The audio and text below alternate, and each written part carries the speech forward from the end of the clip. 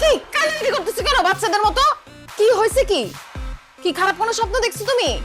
হ্যাঁ ভাই, আমি একটা স্বপ্ন দেখছি। আমি স্বপ্নে দেখি আমার মা আলুর ভর্তা আর ডাল রান্না করে আমাকে ডাকতেছে আর বলতেছে, আলমগীর আয় খেয়ে যা, খেয়ে যা। আমার মায়ের ডাক শুনে আমার ঘুম ভেঙে গেছে। মাহি, আমি গ্রামে যাব, আমি আমার মায়ের কাছে যাব, আমি আমার মায়ের হাতের আমার পছন্দের আলুর ভর্তা আর ডাল দিয়ে মজা করে ভাত খাবো। এই চুপ করো। ডাল আলু ভর্তা কোনো খাওয়ার জিনিস হইলো? সেটা আবার মজা করে খাবে সে। শুনো, তুমি গ্রামেও যাইতে পারবা না, তোমার মায়ের কাছেও যেতে পারবা না। কি বলতেছো তুমি মাহি? আমি কেন আমার মায়ের কাছে যেতে পারবো না? কেন আমি গ্রামে যেতে পারবো না? আমি এবং আমার বাবা আমাদের কারোই গ্রাম পছন্দ না। আমি তোমাকে ভালোবেসে বিয়ে করছি, কিন্তু বাবা এখনো আমাদের বিয়েটা মেনে নেয় নাই। তার মধ্যে যদি তুমি এখন তাদের অবাধ্য হয়ে গ্রামে যাও, তাহলে তোমার আমার ডিভোর্স কনফার্ম। এবার বলো, গ্রামে তুমি তোমার মায়ের কাছে যেতে চাও, না আমার সঙ্গে থেকে আমার সঙ্গে সংসার করতে চাও? আমি তোমার সাথে সংসারও করতে চাই, আবার আমার মায়ের কাছেও যেতে চাই। বিবাহিত পুরুষের জীবনে এত সুখ হয় না আলমগীর। তোমাকে যে কোনো একটা বেছে নিতে হবে, আর তোমার অপশন একটাই, আমার সাথে তুমি থাকবা, আমার সাথে সংসার করবা। ওই গ্রামে যাওয়া নিয়ে আর কোনো কথা আমি শুনতে চাই না। ঠিক আছে, তোমার সাথে আমি সংসার করব, কিন্তু দেখো, আমার বাপ দাদার 14 গোষ্ঠী কেউ কোনোদিন ঘর জামাই থাকে নাই। আমার এখানে ঘর জামাই থাকতে খুব লজ্জা লাগে। চলো না আমরা বাসা ভাড়া করে একটা আলাদা বাসায় থাকি। আসছে আলাদা বাসা নিতে। আমি আমার বাবার বাসায় থেকে যে আলাদা ফ্যাসিলিটি গুলো পাই, দামি গাড়িতে চড়ি, দামি জামা কাপড় পরি, ভালো ভালো খাবার খাই, আমি যদি তোমার সঙ্গে আলাদা বাসা নেই, এই সব কিছু আমাকে হারাতে হবে। আর তোমার যে ইনকাম, তুমি আলাদা বাসা নিলে জীবনে আমাকে আরামায়েশে রাখতে পারবা না। অতএব আমার বাবার বাসা ছেড়ে তুমি অন্য কোনো জায়গায় যাওয়ার কথা চিন্তা ভুলেও মাথায় আনবা না। ঘর জামাই আসো, ঘর জামাইয়ের মতো থাকো। আল্লাহ রে, ভালোবাসা তোমাকে বিয়ে করলাম, ভাবছিলাম একটু সুখে শান্তিতে থাকবো। এখন তো তোমাকে বিয়ে করে মনে হইতেছে আমি জেলখানায় বন্দী হয়ে গেছি। নিজের ইচ্ছা মতো, স্বাধীনতা মতো কিছুই করতে পারি না। জেলখানা মনে হলে জেলখানা, কিন্তু আমি যেভাবে চাই, আমার বাবা যেভাবে চাই, এর বাইরে নড়চড় যদি কোনো কিছু হয়, তুমি যদি উল্টাপাল্টা কিছু করো, তাইলে তোমার সঙ্গে আমি সংসার করব না। Mind it.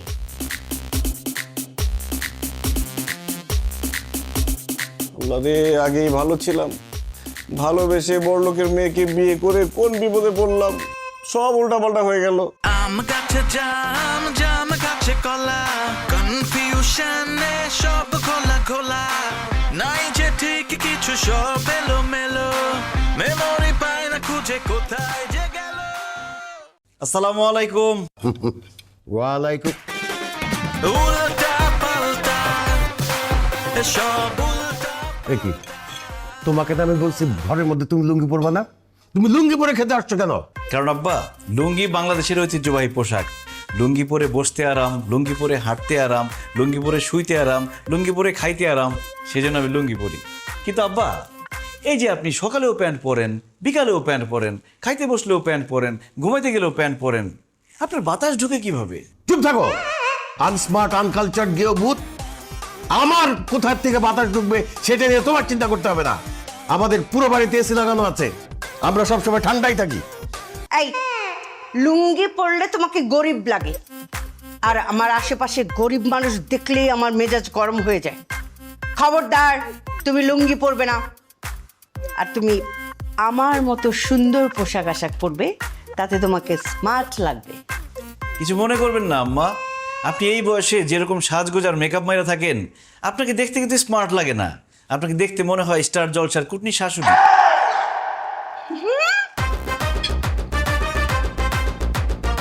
কি বললে? তোমার এত বড় সাহস, তুমি আমাকে কুটনি বলছো? আমাকে দেখতে কুটনি লাগে? তুমি আমার মেয়ের জামাই, না হলে থাপড়ায় তোমার সব কটা দাঁত ফালাই দিতাম আমি। দেখলি তোর জামাই কত বড় সাহস, সবার সামনে বলে আমাকে নাকি কুটনি শাশুড়ির মতো লাগে। আর তুইও খেয়ে দিয়ে কোনো কাজ পেলি না। ঢাকা শহরে কত সুন্দর সুন্দর স্মার্ট ছেলে থাকতে তুই গ্রাম থেকে একটা ক্যাট ছেলেকে বিয়ে করে ফেললি। মা, কি করব বলো, ভার্সিটিতে তো খুব ভালো স্টুডেন্ট ছিল। আমি প্রেম করতে চাইছিলাম, কিন্তু যখন প্রেমের প্রস্তাব দিছি, সে বলছে না, আমি ডিরেক্ট বিয়ে করব। এর জন্য বিয়ে করে ফেলছি। তখন কি আমি জানি সে এরকম খ্যাত? বিয়ে যখন করেছিস তখন এটাকে আধুনিক বানা, স্মার্ট বানা, এই জিনিসকে নিয়ে তো কোথাও গেলে মান সম্মান কিছু থাকবে না। ঠিকই বলছো আম্মু। হাই যাও, লুঙ্গি চেঞ্জ করে ট্রাউজার পরে আসো যাও। আরে না দুলা ভাই যার মতো। আপু, দুলা ভাই যেহেতু লুঙ্গি পরাতে কমফোর্টেবল, সে পড়ুক না। তাকে কিন্তু লুঙ্গিতে ভালোই লাগে।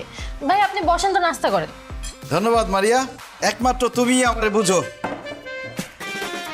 উল্টা পাল্টা সব উল্টা পাল্টা উল্টা পাল্টা সব উল্টা পাল্টা অতিরিক্ত বড়লোক হয়ে কি যে বিপদে পড়লাম, কলাটাও হাত দিয়ে ছিলে খেতে পারি না। Same here, what to do? এই তুমি হাত দিয়ে খাচ্ছ কেন? কি নোংরা! ছি! আব্বা, হাত দিয়ে খাওয়ার যে মজা, যে তৃপ্তি, চামচ দিয়ে খাইলে জীবনে পাবেন না সেই মজার তৃপ্তি। বিশ্বাস না হইলে আপনার হাত দিয়ে খেয়ে দেখেন, এমন মজা পাবেন জীবন আর চামচ দেখাতে যাবেন না, হাতের আঙুল সহ এটা খায় ফেলবেন। অসম্ভব, আমরা জীবনেও হাত দিয়ে খেতে পারবো না। হাত দিয়ে খেলে আমাদের হাত নোংরা হয়ে যাবে। ছি! আম্মা, হাত দিয়ে খাইলে হাত জীবনে নোংরা হবে না। আল্লাহ হাত বানাইছে কিসের জন্য? খাওয়ার জন্য, কাজ করার জন্যই তো না? যাই হোক, আপনারা খাইলে খান, না খেলে নাই। আমি সারা জীবন হাত দিয়ে খাই আসছি, হাত দিয়ে খাবো আমি। তুমি হাত দিয়ে খাবা না, তুমি চামচ দিয়ে খাবা। আমি চামচ দিয়ে খাইতে পারি না, আমি হাত দিয়ে খামো। এই, তুমি যদি হাত দিয়ে খাও তাহলে তুমি এখানে বসে খাইতে পারবা না, তুমি দূরে গিয়ে খাও যাও। আপু, দুলা ভাই হাত দিয়ে খেতে চাচ্ছে, খাক না। তোর যদি অনেক বেশি সমস্যা হয় তুই দুলা ভাইয়ের দিক তাকাস না, তাইলেই তো হয়। ধ্যাৎ, আমি নাস্তাই করব না। এই বুয়া, বুয়া, চা দিয়ে যা। এ মা, হাত দিয়ে কলা ধরছে। আল্লাহ!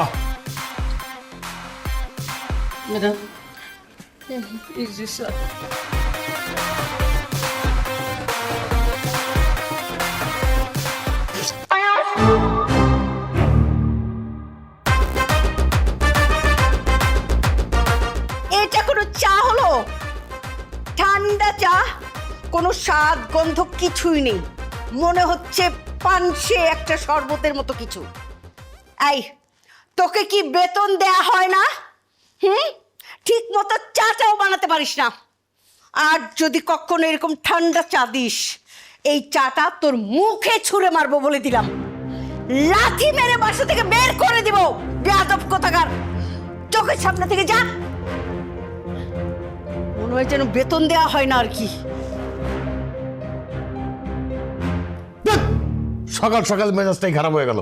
না, নাস্তা খাবো না। এই আলমগীর, তাড়াতাড়ি নাস্তা খাও, তোমাকে নিয়ে আমি বাইরে যাব, কাজ আছে। শাহানা, তোমাকে যে কালকে চেকটা দিছি সেই চেকটা বের করে রাখো। বের করছি। অসহ্য।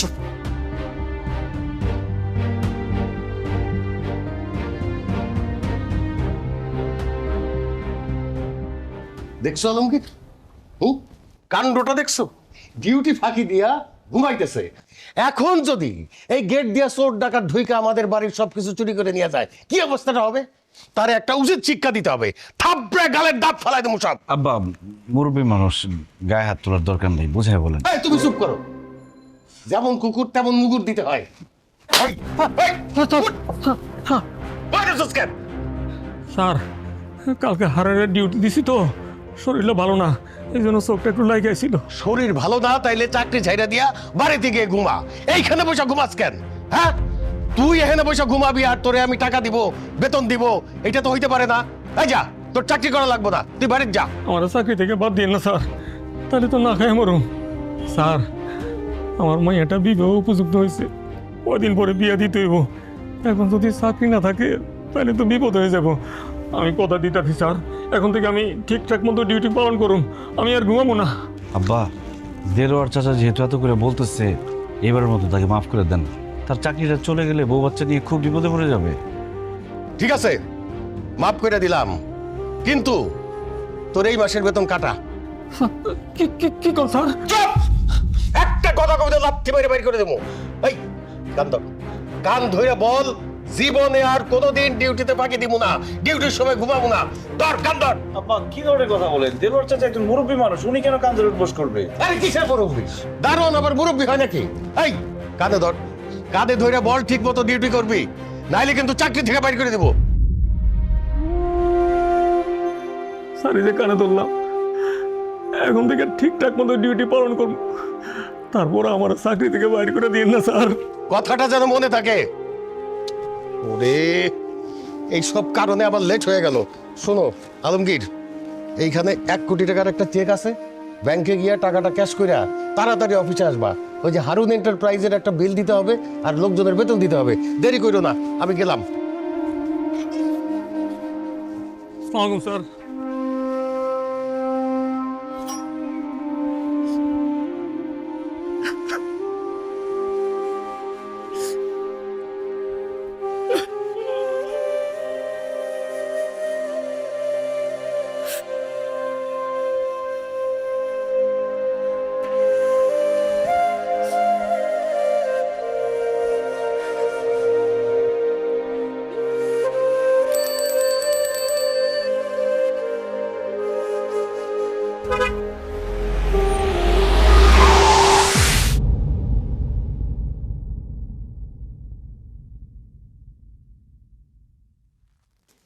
আমি এখন কোথায়? তুমি এখন হসপিটালে। আল্লাহর কাছে লাখ লাখ শুক্রিয়া, তুমি ঠিকঠাক আছো। Thank you Maria. তোমার আপু কোথায়? আমার বউ কোথায়? আরে মারিয়া, তুমি কাকে বলতেছো? আমি তোমার বউ, এই যে এখানে দাঁড়ায় আছি। কি বলো? তুমি আমার বউ হতে যাবে কেন? তুমি তো আমার শালি মারিয়া। আরে কি বলতেছে তোর দুলা ভাই? আমি নাকি শালি? আমি দেখি তো দুলা ভাই কি বলতেছেন আপনি সব? এই তো আমার বউ চলে আসছে, আমার বউ মাহি। না দুলা ভাই, আমি আপনার বউ না, আমি আপনার শালি। খবরদার, একদম ফাজলামো করবে না। তুমি আমার শালি হবা কেন? তুমি আমার বউ মাহি, আর তোমার পাশে যে দাঁড়িয়ে আছে সে শালি। ওলা আলমগীর এগুলো কি বলতেছে? বউকে বলতেছে শালি, শালিকে বলতেছে বউ। আব্বু ঘটনা কি? ঘটনা তো আমিও বুঝতেছি না রে মা। জামাই কি হয়েছে তোমার? কি ব্যাপার দেলোয়ার চাচা, আপনি আমাকে জামাই বলছেন কেন? দেলোয়ার চাচা মানে? জামাই তুমি কাকে দেলোয়ার চাচা বলতেছো? আপনাকেই বলতেছি, কারণ আপনি আমার শ্বশুর বাড়ির গেটের দারোয়ান দেলোয়ার চাচা। জামাই তুমি ভুল করতেছো। আমি তোমার দেলোয়ার চাচা না, আমি তোমার শ্বশুর ওয়াসিম বাসা। খবরদার, দারোয়ান হয়ে শ্বশুর সাজার চেষ্টা করবেন না।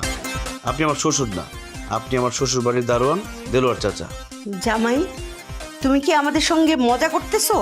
আপনাদের সাথে আমি কেন মজা করবো জুলেখা চাচি? তুমি আমাকে জুলেখা চাচি বলছো কেন? কারণ আপনি আমার শ্বশুর বাড়ির কাজের মহিলা জুলেখা চাচি।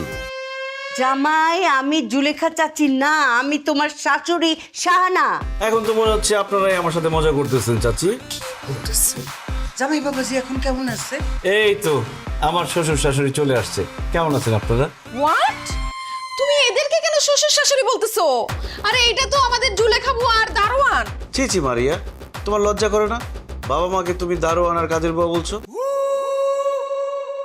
এরা আমার শ্বশুর শাশুড়ি। সরি বলো তাদেরকে, সরি বলো মারিয়া। হায় আল্লাহ, আমাকে আবার মারিয়া বলতেছে। Doctor, doctor! কি ব্যাপার, আপনারা পেশেন্টের সামনে এভাবে চিৎকার করছেন কেন? আরে আমার জামাই তো সব উল্টাপাল্টা বলতেছে।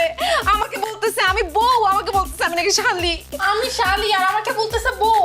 আমি শ্বশুর, আমাকে বলতেছে বাড়ির দারোয়ান। আমি শাশুড়ি, আমাকে মনে করছে বাড়ির কাজের বুয়া। আর এই যে আমাদের বাসায় কাজের বুয়ার দারোয়ান, এদেরকে বলতেছে শ্বশুর শাশুড়ি। ডক্টর সাহেব, কেন সে এগুলো বলতেছে? আমি যা সন্দেহ করেছিলাম তাই হয়েছে। কি সন্দেহ করছেন আপনি? অ্যাক্সিডেন্ট করে ওনার মাথায় আঘাত পেয়ে স্মৃতিশক্তি অর্ধেক চলে গেছে। সেজন্যে উনি আপনাদেরকে চিনতে পারলেও পুরোপুরি চিনতে পারছে না। এই কারণে উনি বউকে ভাবছে শালি আর শালিকে ভাবছে বউ। শ্বশুর শাশুড়িকে মনে করছে দারোয়ান আর কাজের লোক, আর কাজের লোক আর দারোয়ানকে মনে করছে শ্বশুর শাশুড়ি। হায় আল্লাহ, ডাক্তার সাহেব আপনি এগুলো কি বলতেছেন? আলমগীর, আমার 1 কোটি টাকা কই? তুমি যে ব্যাংক থেকে টাকা তুলছো সে মেসেজ তো আমার কাছে চলে আসছে। টাকা? এটা আবার কি দেলোয়ার চাচা? এটা খায় না মাথায় দেয়। ডাক্তার সাহেব সেগুলো কি বলতেছে? তাকে আমি সকালবেলা 1 কোটি টাকার চেক দিছি, সেই টাকা সে ক্যাশ করছে। ক্যাশ করে এখন আমার এই টাকা কোথায় গেল? সেটা তো ওনার পুরোপুরি স্মৃতি ফিরে আসা না পর্যন্ত বলা যাচ্ছে না। ওরে আল্লাহ রে, বলে কি? আলমগীর, তুমি তাকাও এদিকে, আমি তোমার শ্বশুর আর সে তোমার শাশুড়ি। আমি তোমার শাশুড়ি। আমি তোমার বউ, আমি তোমার বউ। দুলা ভাই আমি আপনার শালি। এই খবরদার, আপনারা ওনাকে জোর করে কাউকে চেনাতে যাবেন না। এতে ওনার ব্রেনে চাপ পড়তে পারে, হিতে বিপরীত হতে পারে। উনি হয়তো স্মৃতিশক্তি পুরোই হারিয়ে ফেলতে পারেন। আপনারা যদি ওনার পুরোপুরি স্মৃতিশক্তি নিয়ে আসতে চান, তাহলে আপনাকে যেহেতু বউ ভাবছে, আপনি বউ হয়ে যান। আর আপনাকে যেহেতু শালি ভাবছে, আপনি শালি হয়ে যান। আর আপনারা যারা শ্বশুর শাশুড়ি, আপনারা আজকে থেকে দারোয়ান আর কাজের বুয়া হয়ে যান। আর কাজের বুয়া আর দারোয়ান আপনারা আজকে থেকে ওনার শ্বশুর শাশুড়ি হয়ে যান। এতে করে ওনার পুরোপুরি স্মৃতিশক্তি চলে আসতে পারে, তা না হলে ওনার স্মৃতিশক্তি পুরোপুরি চলে যাবে। হায় হায়, বলে কি? আমার স্মৃতিশক্তি যদি আজীবনের জন্য চলে যায়, তা আমার 1 কোটি টাকা তো শেষ। আমি কি করবো? আমি বুঝতে পারতেছি না। তুমি কেন দিছিল জামাই? আমাদের কেমন লাগতেছে? মাশাআল্লাহ, খুব সুন্দর লাগতেছে। দেখেই বোঝা যাচ্ছে আপনারা খানদানি বড় লোক। যান, এই বিছানায় আপনারা ঘুমান। আমরা কি করব? আপনারা কি করবেন মানে? আপনি রান্না করে যান, রান্না করে ঘুমাবেন। আর সকাল 7টার আগে সবার জন্য নাস্তা রেডি করবেন। আর আপনি গেটে ডিউটি করবেন। বাইরের লোক যদি একটা ঢুকে, একদম পিঠে চামড়া তুলে দেব। যাও। আউট। যাও। আব্বা আম্মা আসি তাহলে, আপনারা থাকেন। আসসালামু আলাইকুম, গুড নাইট। Good night. এই তাহলে আমরা দুজন কি এই বিছানে ঘুমু? হাই, মাথা তুলে আসা মারুম। তুই কি আমার জামাই? তুই একটা দারোয়ান, যা রেস্টরুমে গিয়া ঘুমা। আচ্ছা ঠিক আছে। না মানে এই রুমে থাকলে ভালো লাগতো আর কি। একটু এসি রুম ছিল। এই রুমে থাকলে ভালো লাগতো আর কি। ছন্দে ছন্দে দুলি আনন্দে আমি বন ফুল গো, আমি বন ফুল। ম্যাডামের বিছানা বুড়ি মা। আরে আপু টেনশন করো না তো, দেখবা খুব তাড়াতাড়ি সবকিছু ঠিক হয়ে গেছে। এই মারিয়া, অনেক রাত হয়েছে, তোমার রুমে ঘুমাইতে যাও। আমি আর তোমার আপু এখন ঘুমাবো। এই তুমি কই যেতেছো? আপনি না আমাকে ঘুমাইতে যেতে বললেন। আরে বোকা, আমি তোমাকে যেতে বলি নাই তো, আমি তো মারিয়াকে যেতে বলছি। এই মারিয়া, বসে আছো কেন? যাও। আরে মারিয়াকে যেতে বলছো? ওই তো মারিয়া। একদম ফাজলামো করবে না। ও মারিয়া হতে যাবে কেন? মারিয়া তো তুমি, আর ও হচ্ছে মাহি। তুমি যাও, যাও বেরো। আপু বুঝো নাই, স্মৃতিশক্তি চলে গেছে না, এই জন্য তোমাকে মনে করতেছে মারিয়া আর আমাকে মনে করতেছে মাহি। এই কি হলো? তোমাকে যাইতে বললাম না এখান থেকে? রুমে গিয়ে কি করব? আমার না একা একা ঘুম আসবে না। চলেন না সবাই মিলে গল্প করি। অসম্ভব। আমরা স্বামী স্ত্রী এখানে ঘুমাবো, দুজন দুজনের সাথে গল্প করব, আদর করব, প্রেম ভালোবাসা করব। তুমি এখানে থাকলে তো আমাদের ডিস্টার্ব হবে। কি বলতেছো তুমি? তুমি ওকে আদর করবা? ও মা, আমার বউকে আমি আদর করবো না? আর ভালো কথা, তুমি আমাকে তুমি তুমি করে বলতেছো কেন? তুমি না আগে আমাকে আপনি করে বলতা, দুলাভাই বলে ডাকতা। খবরদার মারিয়া, আমি কিন্তু বেয়াদবি একদম পছন্দ করি না। এখন থেকে আমাকে আপনি করে বলবা, দুলাভাই বলে ডাকবা। আল্লাহরে, বলে কি? নিজের হাজবেন্ড আমারে দুলাভাই বলতে বলতেছে, আপনি করে বলতে বলতেছে। কি বলে? আপু দুলা ভাই যা বলতেছে তা চুপচাপ করো, নইলে কিন্তু স্মৃতিশক্তি আর জীবনও ফেরত আসবে না। এই কানে কানে কি বলতেছো? মারিয়া যাও তো এখান থেকে, যাও। দুলাভাই দেখেন, শালি কিন্তু আধি ঘরোয়ালি। সব সময় তো আপার সাথে ঘুমানি। চলেন না আজকে আমরা 3 জন মিলে গল্প করে রাতটা কাটিয়ে দিই। বউ রেখা শালির সাথে গল্প করতে আমার ভালো লাগে না। যাও এখান থেকে, যাও। আমি আমার বউর সাথে গল্প করবো। আচ্ছা, গল্প করতে না চাইলে চলেন আমরা লুডো খেলি। লুডো খেলতে খেলতে সারাটা রাত কাটিয়ে দিই। লুডো খেলতে চাইলে দিনের বেলা এসো। এখন রাতের বেলা বউর সাথে প্রেম ভালোবাসা রেখে আমি লুডো খেলতে পারবো না। আচ্ছা দুলাভাই, আপনি তাহলে একা ঘুমান, আমি আর আপা আজকে দুজন একসাথে ঘুমাই। আপা চল। এই খবরদার, আমার বউকে নিয়ে কোথাও যাবো না। আমি আমার বউকে ছাড়া একা ঘুমাইতে পারি না, আর আমার বউ আমাকে ছাড়া ঘুমাইতে পারে না। তাই না বউ? একদম তাই। কি রে, কত বড় ষষ্ঠী, তার কথায় তাল মেলাতেছে। একবার থাপড়া গালে দাঁত ফালাই দে। এই খবরদার, আমার বউকে ধমক দিয়ে কথা বলবো না। আর কত বড় সাহস তোমার, ছোট বোন হয়ে বড় বোনকে ধমক দিয়ে কথা বলো? যাও এখান থেকে। যাবো না। যাবি না মানে? আল্লাহ, এটা আমার সাথে কি হইলো?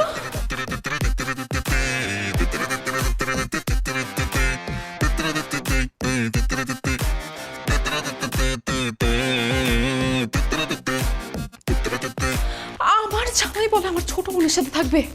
না না না না, আমি বাচ্চা থাকতে এটা হইতে দিব না। যেভাবেই হোক আমাকে এই ঘরে ঢুকতে হবে। অ্যাঞ্জেলিক ফ্রেশ এয়ার ফ্রেশনার, মুহূর্তেই মন মাতানো মনোরম সুবাস, জাগিয়ে তোলে এক স্নিগ্ধ অনুভূতি। অ্যাঞ্জেলিক। মাহি, শাড়ি না আমার খুব পছন্দ। আমি চাই এখন থেকে সবসময় তুমি শাড়ি পরো। ঠিক আছে, তুমি যা চাও তাই হবে আলমগীর। আমি কালকে থেকে শাড়ি পরবো। ও Mahi, I love you. Same to you. বলো, তুমি শুধু আমার? হ্যাঁ আলমগীর, আমি শুধুই তোমার। তাহলে তো দূরে কেন, কাছে আসো। কিভাবে কাছে আসবো? মাঝখানে মারি আছে না। কাবাব মে হাড্ডি। আর ছোট মানুষ ঘুমাইতেছে, বুঝবো না কিছু। আসো থাক। আসো। না, আমি ঘুমাই নাই, আমি জায়গা আছি। আপা, দুলা ভাই, আমি সব শুনতেছি, সব দেখতেছি। দূরে দূরে থাকেন। উল্টা পাল্টা সব উল্টা পাল্টা, উল্টা পাল্টা সব উল্টা পাল্টা।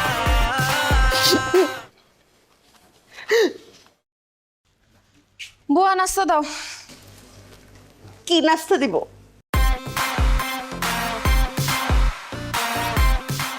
আমার মাথাটা ভাজি করে এনে দিব? মা, তুমি? তোর এই অবস্থা কেন? তুমি বুয়ার শাড়ি পরছো কেন? কেন আবার?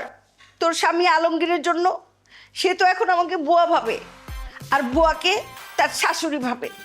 এই জন্য আমাকে পরিয়েছে বুয়া শাড়ি, আর বুয়াকে পরিয়েছে আমার শাড়ি। এসব কি হচ্ছে বাসায়? সব কিছু উল্টাপাল্টা। নাস্তা হয় নাই? এই বুয়া, কি ব্যাপার? এখানে দাঁড়িয়ে আছো কেন? নাস্তা নিয়ে আসো, বানায় যাও। আই, কি বললি তুই? কাকি বুয়া বললি? থাপড়ে তোর দাঁত ফালাই দিবে একদম। কি কইলি? তুই আমারে থাপ্পড় মারবি? তোরে কিন্তু আমি মাথার তুলে আসার মারবো।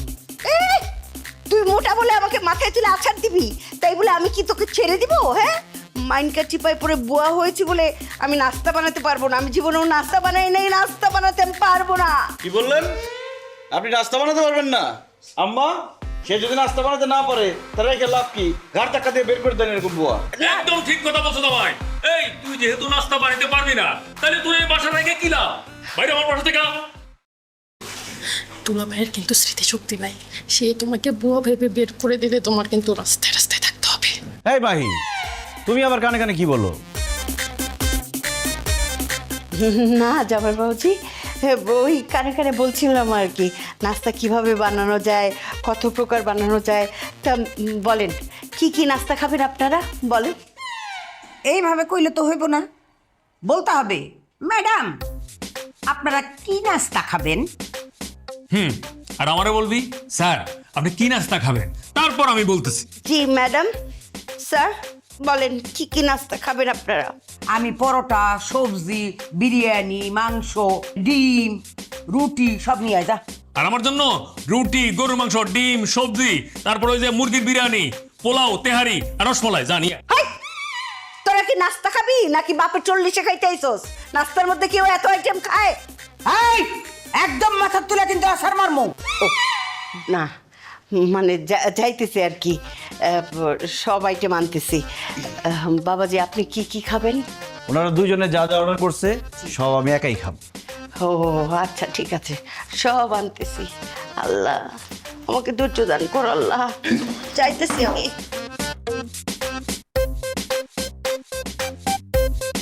এই যে, আর কিছু লাগবে? এই, এগুলা কি পরোটা বানায় আনছস? পরোটা তো পুরা কেন, ঠান্ডা কেন? তুই কি পরোটার মধ্যে তেল লবণ কিছুই দাস নাই? আর যদি কোনোদিন এরকম পুরা পরোটা তুই আমার সামনে দেখ, আমি কিন্তু তোরে মাথার তুলে গরম তেলের মধ্যে ফালায় দিই। কি বললি বান্দি?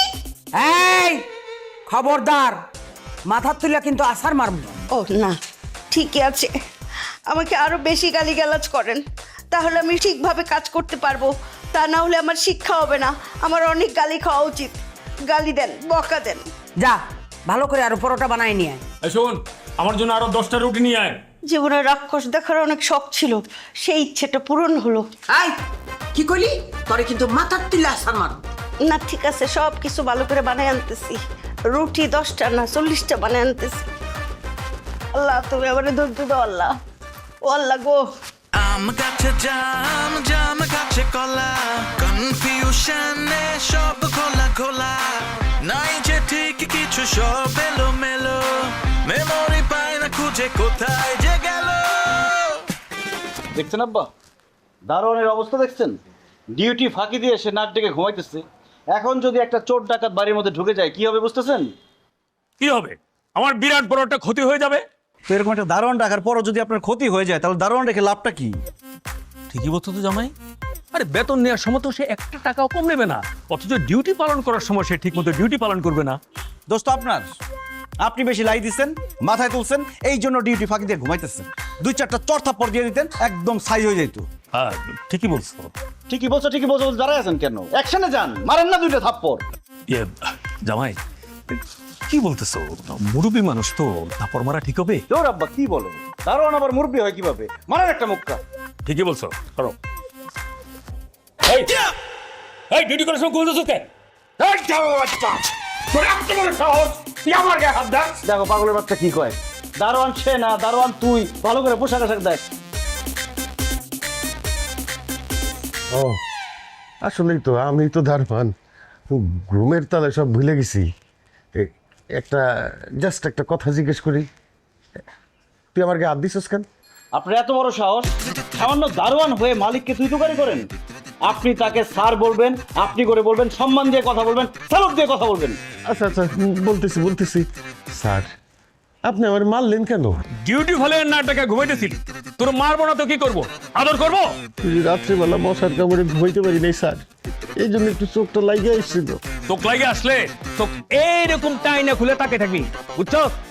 অশিক্ষিত মূর্খ গরিব ছোট লোক আনকালচার। শোন, আর কখনো যদি ডিউটি করতে এসে ঘুমাই যাস তাহলে লক্ষ্মী মেয়ের চাকরি থেকে বাইর করে দেবো। স্যার মানে আপনি আমার লাথি দিবেন? শুধু লাথি না, সাথে ওস্টা ফ্রি।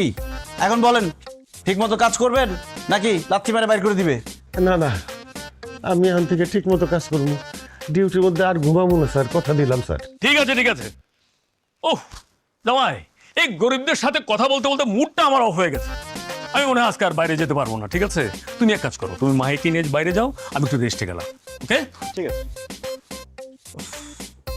এই আপনি তো গরিব কেন বলেন তো? সিপাই পয়টা ধ্যাৎ।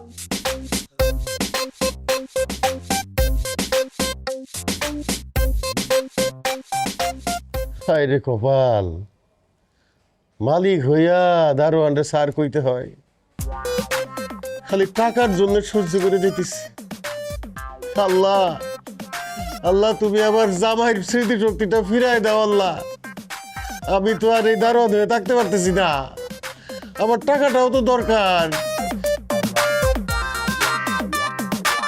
এসবের মানে কি মারিয়া? আমরা স্বামী স্ত্রী এই রুমের মধ্যে থাকি, আমাদের একটা প্রাইভেসি আছে। যখন তখন তুমি আমাদের রুমে এসে বসে থাকো, ব্যাপারটা কি? মাহি, হ্যাঁ মাহি। আরে কি হইছে? এই তোমার বোনের সমস্যাটা কি বলো তো? সারাক্ষণ তার রুম রেখে আমাদের রুমে এসে বসে থাকে। আমার তো মনে হয় তার মধ্যে একটা ঝামেলা আছে।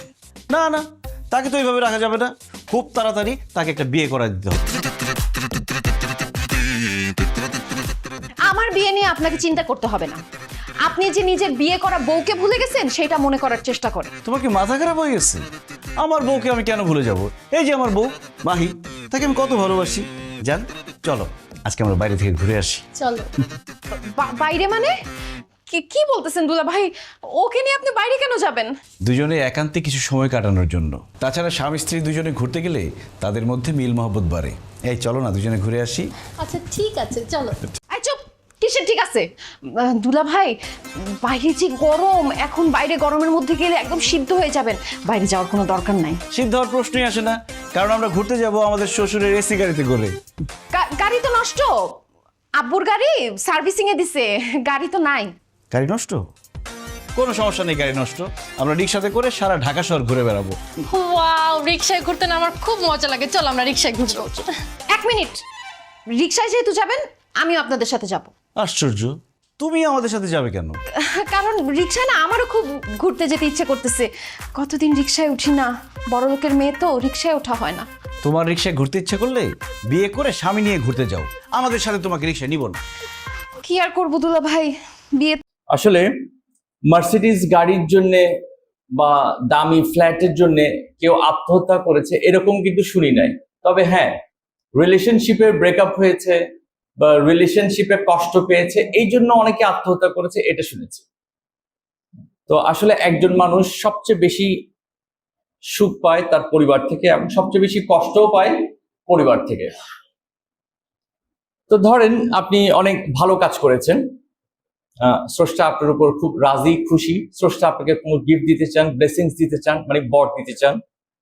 তো স্রষ্টা চান যে আপনি যাই চান সেটাই পাবেন, যেটা অর্ডার করবেন সেটাই হাজির হয়ে যাবে। আপনি বড় বাড়ি চাচ্ছেন, গাড়ি চাচ্ছেন, সবই পেয়ে যাবেন। সোনার পালঙ্ক চাচ্ছেন, সেটাও পেয়ে যাবেন। অর্থাৎ যাই অর্ডার করবেন তাই পাবেন। কিন্তু শর্ত হচ্ছে সেই বাড়িতে কোনো রিলেশনশিপ থাকবে না, কোনো পরিবার থাকবে না। বলেন এটাকে কি কোনো ব্লেসিংস বলবেন আপনারা?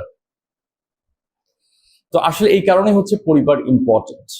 পরিবার হচ্ছে যে সবচেয়ে বড় সুখের নিজ। মানে পরিবার যদি সুখের হয়, ঘরটাই একটা ছোটখাটো স্বর্গ হয়ে যায়।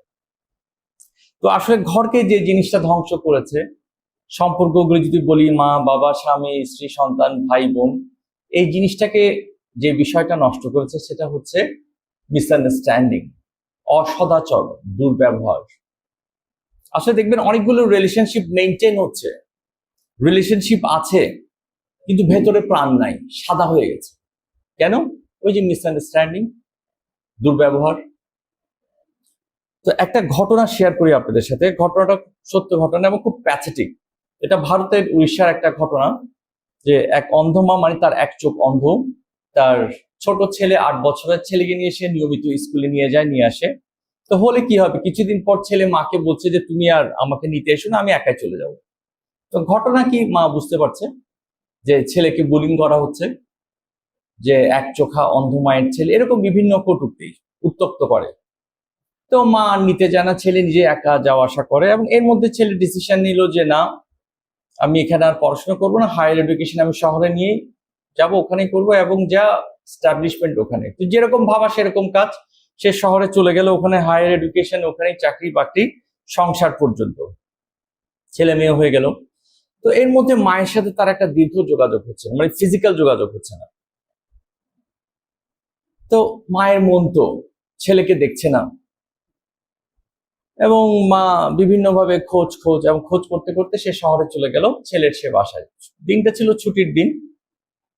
তো ছুটির দিনে ছেলেও বাসায় ছিল, বাসার সেই ফ্ল্যাটে গিয়ে রুমে কলিং বেলে চাপ দিল দরজার বাইরে। তো এর মধ্যে ছেলে এসে ভেতর থেকে তো বুঝে ফেললো মা, এবং মুহূর্তেই সাবধান। তো দরজা খুলে বললো যে আমরা ভিখারিকে ভিক্ষা দেই না। তো মা তো দেখলো সাথে নাতকর, দেখে বুঝে গেল ছেলে হয়তোবা পরিচয় দিতে চাচ্ছে না হীনমন্যতার কারণে।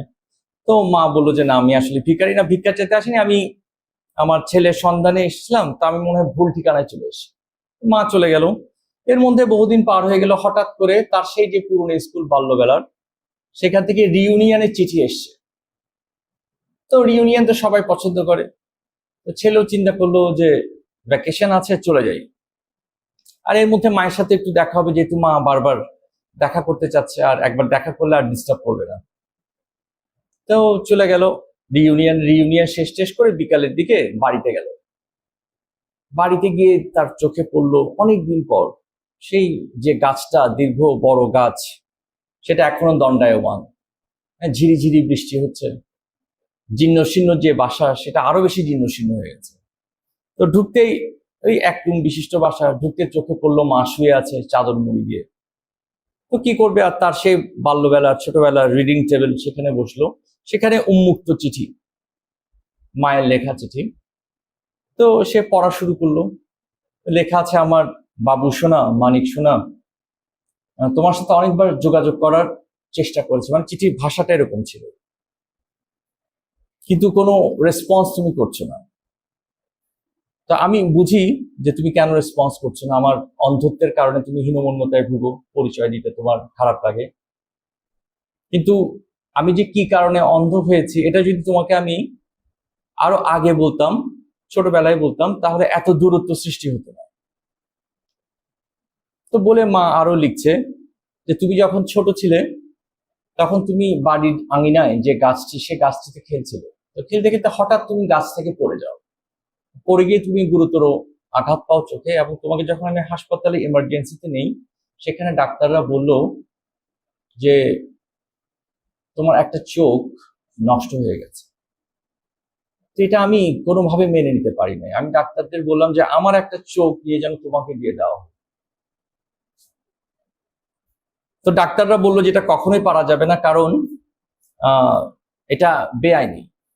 জীবিত মানুষ থেকে চোখ নেওয়া যায় না, মৃত মানুষ থেকে নেওয়া যায়। তো আমি ডাক্তারদেরকে বললাম যে আমি জীবিত থাকা অবস্থায় যদি আমার বাবু সোনা এই পৃথিবীর রূপ, রস, গন্ধ উপলব্ধি করতে না পারে, উপভোগ করতে না পারে, তাহলে আমার চোখটা থেকে মূল্য কি? বরং আমার চোখ দিয়ে যদি সে দেখতে পায় এই পৃথিবীর সৌন্দর্যকে, তাহলে সেটা হচ্ছে আমার সার্থকতা। এবং অনেক কাকতি মিনতির পর ডাক্তাররা রাজি হলেন এবং আমার একটা চোখ নিয়ে তোমার চোখে বসিয়ে দেওয়া হলো। সেদিন থেকে আমি হয়ে গেলাম এক চোখা অন্ধমা। এবং এই অন্ধত্বের কারণে তুমি অনেক বলে ডট ডট আরো অনেক কথা বলার ছিল, লেখা ছিল, হয়তো লিখতে পারেনি, কিন্তু এই প্রথম ছেলের ভেতরে মমতার বিস্ফোরণ ঘটলো এবং সে দৌড়ে মায়ের কাছে গেল ক্ষমা চাওয়ার জন্য, জড়িয়ে ধরলো। কিন্তু যেই চাদর সরালো দেখলো যে মা আর নেই। মা চলে গেছে না ফেরার দেশে, যেখানে মমতার আর কোনো লেনদেন হয় না, মাফ চাওয়ার আর কোনো সুযোগ নেই। তো আসলে এই গল্পটার যে লেসন, যে মিসআন্ডারস্ট্যান্ডিংকে আসলে শুরুতেই প্রশ্রয় দেওয়া উচিত। এবং আমরা যদি আসলে দেখি যে প্রত্যেকটা ধর্মে এই পরিবারকে অনেক গুরুত্ব দেওয়া হয়েছে। আপনি দেখেন যে পবিত্র কোরআনে প্রত্যেকটা সম্পর্কে কি চমৎকারভাবে মূল্যায়ন করা হয়েছে। প্রত্যেকটা সম্পর্কে, এই যে স্বামী স্ত্রী সম্পর্কে যত আয়াত নাজিল হয়েছে, অন্য কোন সম্পর্কের ক্ষেত্রে এত আয়াত নাজিল হয়নি। সূরা নিসাতে কতগুলো আয়াত, সূরা রুমের 21 নম্বর আয়াতে বলা হচ্ছে যে মিন আয়াতিহিম আজওয়াজুকুম, যেটা আমার একটা অনেক বড় নিদর্শন। মানে এই সম্পর্কের ক্ষেত্রে আল্লাহ তাআলা বলছে, অন্য কোন সম্পর্কের ক্ষেত্রে বলে। সূরা বাকারার 187 নম্বর আয়াতে বলা হচ্ছে যে হুন্না লিবাসুল লাকুম ওয়া আনতুম লিবাসুল লাহুম। আপনারা সবাই জানেন যে স্বামী স্ত্রী একে অপরের পোশাক। পোশাক শব্দটা যদিও বা একটা ছোট শব্দ, কিন্তু এটার সিগনিফিকেন্সটা অনেক বেশি। না, আমরা পোশাক কেন পরি? লজ্জা নিবারণের জন্য, ওয়েদার প্রোটেকশনের জন্য, পার্সোনালিটি ডেভেলপমেন্টের জন্য, মানে সব মিলিয়ে একটা সৌন্দর্য বর্ধন করে। তো স্বামী স্ত্রী যখন একে অপরকে ভালোবাসে, সুন্দর ব্যবহার করে, ইট মিনস তারা ওয়েল প্রোটেক্টেড, তারা একটা কমফোর্টেবল সিচুয়েশনে আছে, তারা সার্বিকভাবে তাদের সৌন্দর্যটা প্রকাশ পায়। কিন্তু যখন তারা ঝগড়া করে তখন কি অবস্থা? আপনারা কখন পাগলকে দেখেছেন? পাগল কিন্তু অনেক সময় নিজের কাপড় নিয়ে কি করে, নিজের পোশাক নিয়ে টানাটানি করে, ছিঁড়ে ফেলে, খুলে ফেলে। এই কারণে আল্লাহ তাআলা এই পোশাক শব্দটা ব্যবহার করেছেন। স্বামী স্ত্রী যখন ঝগড়া করে, মনোমালিন্য হয়, মানে তখন অনেকটা তারা তাদের পোশাক নিয়ে টানাটানি করছে, ছিঁড়ে ফেলছে, as if they are mad. এবং মা বাবা দেখেন, মা বাবার ক্ষেত্রে বলা হচ্ছে যে মায়ের পায়ের নিচে সন্তানের বেহেশ। এক সাহাবী নবী সাল্লাল্লাহু আলাইহি ওয়াসাল্লামকে জিজ্ঞেস করেছেন যে আমার থেকে সবচাইতে ভালো ব্যবহার কে প্রত্যাশা করতে পারে? 3 বার জিজ্ঞেস করেছেন, 3 বার বলেছেন মা, চতুর্থ বলেছেন বাবা। আবার কোথাও বলছেন যে মায়ের সাথে উফ শব্দ করা যাবে না। উফ একটা শব্দ দিয়ে বুঝিয়ে দিয়েছেন যে এই সম্পর্কটা কতটা সেন্সিটিভ, যে উফ শব্দ করা যাবে না। আমাদের ব্যবহারটা কিরকম হওয়া উচিত?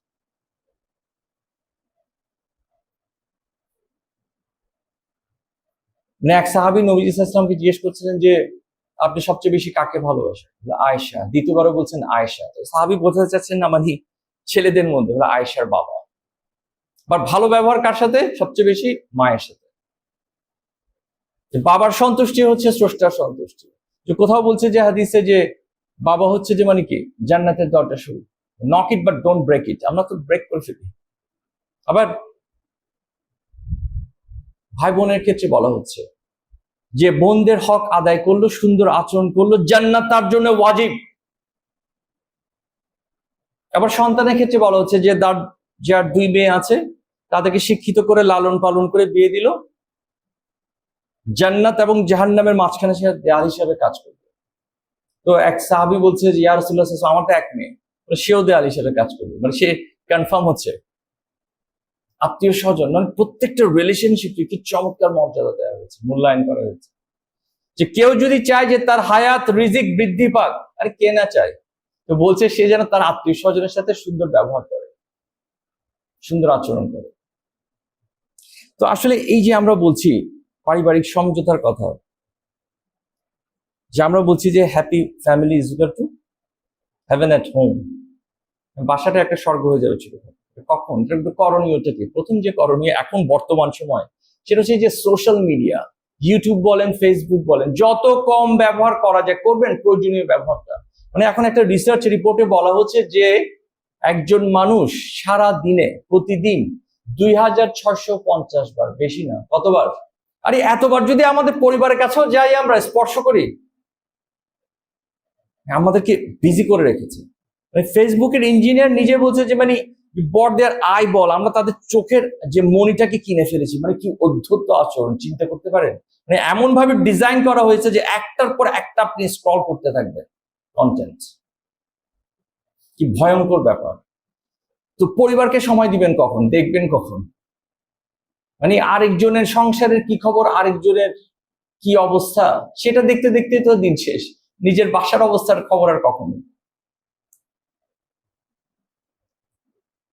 সেকেন্ডলি হচ্ছে যে আসলে বাহির থেকে দেখলে আমাদেরকে খুব পলিশড মনে হয়, কথায় কাজে কত সুন্দর, কত নিখুঁত।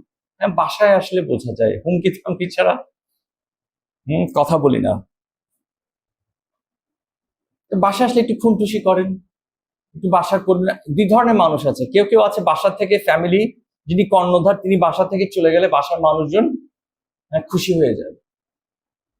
আবার আরেক ধরনের মানুষ আছে যে অপেক্ষায় থাকে যে কখন আসবে। আমরা কোন ধরনের? একবার হাজবেন্ড ওয়াইফ ঝগড়া হচ্ছে, তো ওয়াইফ ব্যাগ ট্যাগ প্যাক করে ফেলেছে, গোছাচ্ছে ব্যাগ ট্যাগ। তো হাজবেন্ড জিজ্ঞেস করছে কোথায় যাচ্ছ? ব্যাগ ট্যাগ গোছাচ্ছ। বলে মায়ের বাসায় যাচ্ছি। তো হাজবেন্ডও ব্যাগ ট্যাগ গুছাচ্ছে, প্যাক করছে। তো ওয়াইফ জিজ্ঞেস করছে তুমি কোথায় যাচ্ছ? বলে মায়ের বাসায় যাচ্ছি। বাচ্চা কাচ্চার কি অবস্থা হবে? বাচ্চা কাচ্চাও মায়ের সাথে যাবে। তো কে নেই ঝামেলা, ব্যাগ আনপ্যাকড। তো একটু খুনটুসি করেন, মানে পরিবেশটাকে তো হালকা করার। এই কারণে নবীজি সাল্লাল্লাহু আলাইহি ওয়াসাল্লামকে এক সাহাবী জিজ্ঞেস করেছে যে জান্নাতে যাওয়ার কি কোনো শর্টকাট ওয়ে আছে? বলছে হ্যাঁ, সালাম আর কালামকে বাড়িয়ে দাও। আমাদের একটা স্টিকারও আছে না, সালাম মানে মানে আপনি সকালবেলা ঘুম থেকে উঠে সবাইকে সালাম দেন, ছোট বড় হাসি মুখে। বের হওয়ার সময় সালাম দেন, ফিরে এসে সালাম দেন। আরে ইটসেলফ একটা দোয়া, স্রষ্টার পক্ষ থেকে ব্লেসিংস আসতে থাকবে আপনার পরিবারের। কালাম মানে সালাম, কালাম, কালাম মানে কি আচরণ, ব্যবহার, সুন্দর আচরণ। মানে একটা জাস্ট একটা রূপক উদাহরণ আর কি। ছুরি, তালোয়ার, দা, বটি, হ্যাঁ, ঝগড়া হচ্ছে, শক্তি প্রদর্শন হচ্ছে, কার মধ্যে ধার বেশি। পেছন থেকে ওয়ার্ডস, সোর্সও ঝগড়া করছে, সোর্স তো বুঝেন, SWORDS, তালোয়ার। পেছন থেকে ওয়ার্ডস, সে হাসছে। কেন হাসছে? যে প্রতিযোগিতায় তো আমি জিতবো, সবচেয়ে শক্তিশালী হচ্ছে আমি। সোর্সের এত ধার নেই। ছুরি দিয়ে আঘাত করলে বা আঘাত পেলে কয়দিন থাকে? কিছুদিন পর কি হবে? ঘা কিন্তু শুকিয়ে যায়, কিন্তু কথার যে আঘাত অনেক সময় বছরের পর বছরও থেকে যায়।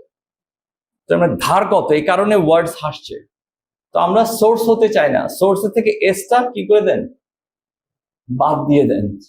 ওয়ার্ডসটা যেন মিষ্টি হয়, সুস্বাদু হয়, মানে সুন্দর আচরণ হয়।